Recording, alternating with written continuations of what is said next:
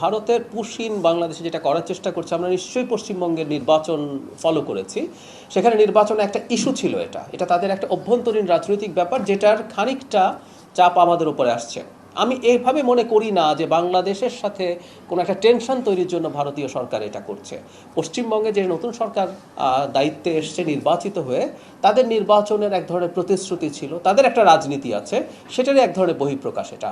আমি দৃঢ়ভাবে বিশ্বাস করি বাংলাদেশে নতুন যে সরকার আসছে তার সাথে ভারতের সরকার, আমরা বিভিন্ন পর্যায়ে যখন কথাবার্তা বলেছি, আমার নিজেরও কিছু কথাবার্তা হয়েছে, তারা বাংলাদেশের সাথে 5 আগস্ট পরবর্তী সময়ে ডক্টর ইউনূস সরকারের সাথে যে ধরনের পরিস্থিতি ছিল সেটা থেকে তারা বেরিয়ে আসতে চান।